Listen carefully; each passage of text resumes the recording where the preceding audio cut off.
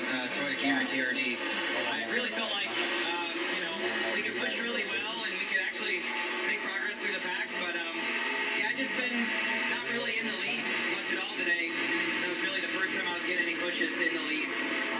The car seemed a little unstable down the back straight away, and then obviously in the 3, Kev was trying to push me, and I just lost it. So if I would have known that earlier in the day, I probably would have been more careful about that, but that was really the first experience I had with that all day long, and it went bad. Yeah, Kevin said he thought he might have hit you wrong, but you didn't feel much of a hit on him. I don't know. Like I said, down the back, when he got on my back bumper, it just didn't really seem like when I had clean air there that my car was really stable. I thought, okay, he's right a little bit down the back. And just, that's the first time that we were put in that situation and got loose, and unfortunately took out some other good cars. Looking forward to Will and Michael and Denny's car all year long. Back to you, Mike. Thanks, Michael. So that puts Eric Jones, Chase Elliott, and Tyler Reddick out of the race, joining Ty Dillon in the garage area. 4 to go in stage 2. 29 cars on the lead lap to settle it. Bubba Wallace got back on the lead lap on that caution. He got the free pass. 4 to go here. This is going to get really interesting. You don't have a pile of Fords stacked up. You have a mixed bag of everybody. Fords, Toyota, Chevys on the top. It's going to be interesting. 4 to go. It's a big push. Who makes the move and who goes with them, more importantly. And look, 5. It was an aggressive move to do it. It's paid off so far. Ross Chastain makes a block on the bottom. Got out of that outside line. Gave up the bumper of that Chevrolet. Alex Bowman. That's what I was talking about with 3 to go. I think it's any man's game. Nobody's really paired up. Going to see. That's what I'll be telling him which line to go with. Who has that energy that we were talking about? 2 laps to go in stage 2 here right now. Even like a high shoe. Top of the momentum. Go. 2 more. Chastain spotter Brandon McReynolds calling the plays here. Moved up, slowed that outside line up, right down to the bottom. Be watching for Alex Bowman. Here comes another run. Gonna have a decision to make. Watch Alex Bowman.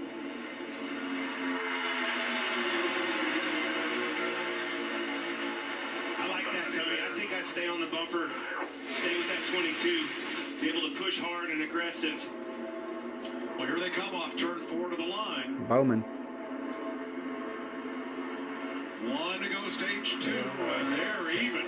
Chastain and Bowman. I think it was a coin toss for Ross in all reality. I mean, Move, is he going to try to go up the middle, maybe on the outside? Even top and bottom right there. Truex in the 19 threw one shot in the backstretch. He hit Logano, who hit Chastain, and that's the difference. To the flag to end stage 2, 3 wide, the 6th row back, and it's Chastain.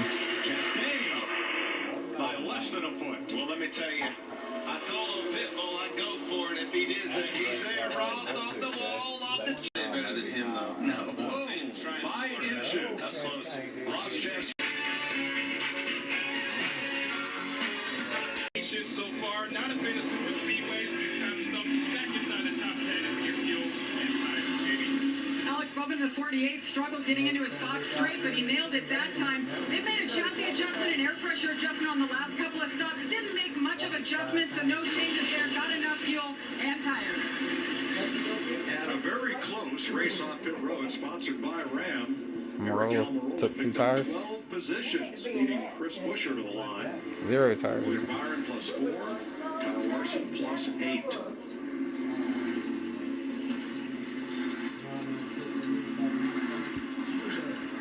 We're getting set for the final and longest stage.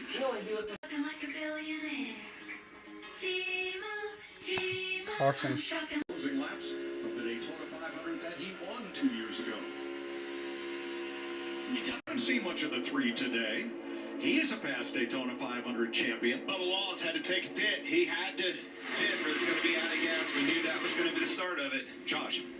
Bubba Wallace into his pit. Remember, he came in a little bit earlier before, and now he's going to top off and get tires on that right side. Yeah, his last stop was 11 laps before anybody else because he chose to stop early. It's more about the right sides nowadays. It's going to get interesting, guys. This is going to split this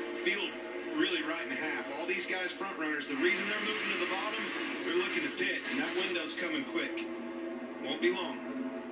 So 9 drivers will likely pit together because they have 38 laps on this load of fuel.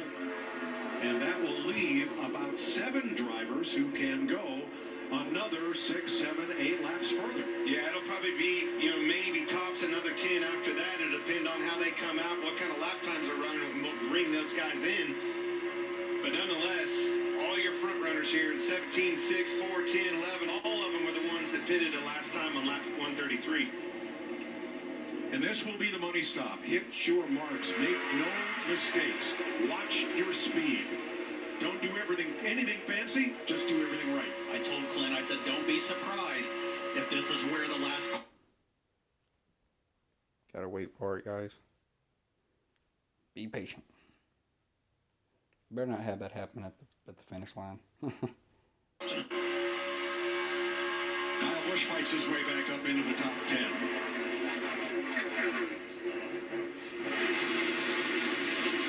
You see that line that was dominant on the outsides and now moved to the bottom. Like you say, getting closer to the pit stops. You can't Fontana next week. Next Sunday at 3:30 Eastern Time. Headed to Fontana. I think that was the play. They, jockeyed for position, got down to the bottom, the inside, where they can come as a group. But man, it takes me back. Slowski.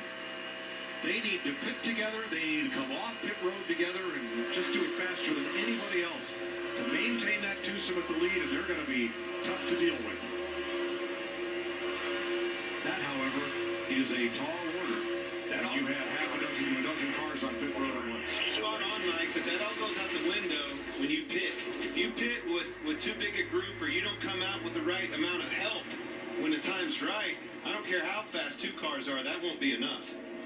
I think you should explain it. I think you're spot on your side. I think 5 to 8 cars is more efficient performance-wise, speed-wise, than 28 cars, believe it or not. When they try to move them around, especially coming on the pit road, I mean, we learned it. We saw it with the Toyotas. That's why you saw Rodney Childress and a few others make those adjustments. When those guys come in with only 4 or 5 cars in front of them, they didn't have to move around and stall and everything else coming out of the pit wall. They did their pit stops a lot more efficiently. It's just like a freight train. The longer the freight train, the more you hear the couplers clanging as they go back and forth. There's those hands. 175 taking 172. This is a little bit earlier than 17's coming and the 10's coming. The 6's coming. All right, let's see if the 17 and 16s are up on their game. Here they come.